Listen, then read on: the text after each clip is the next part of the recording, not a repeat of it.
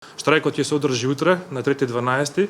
со почеток од 10.30 во трајање од 12 до 12.30, значи во трајање од 2 часа, и ќе се изведува во сите судови на Република Македонија.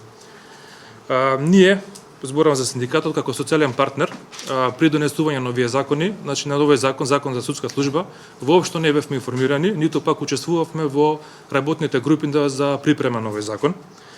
И од моментот на неговото донесување, па се до денеска можам да кажем,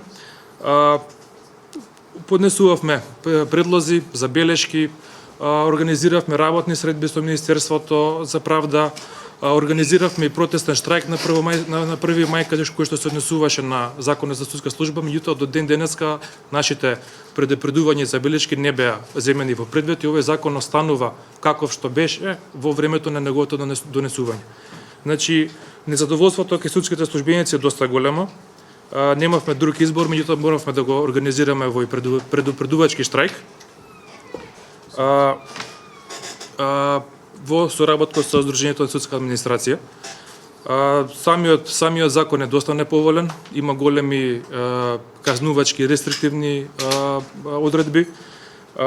Беше донесен, како што кажав, во доста краток временски период, има доста демотивирачки елементи во него и многу голем број на одредби во него се недоречени и полни со технички грешки, што го прави самиот закон да биде неприменлив. Оценувањето останува голем проблем, бидејќи според измените, односно со одредбите на овој закон се предвидува дека 5% од сите судски службеници мораат да бидат казнети, а 5% ќе бидат наградени.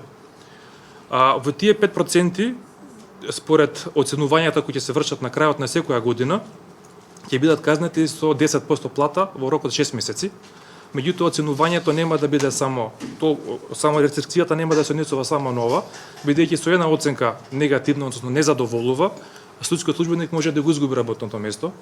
Со две оценки исто така негативни, да ги кажеме двојки, добиени во 2 последователни години, пак ќе го изгуби работното место, а другите нели се однесуваат на процесуално казнување во однос на неговите месечни примања. Вакви елементи ги имам, мислам дека само во нашиот закон, зборам за оние искуства што ги имаме како синдикат од просториите на поранешна Југославија.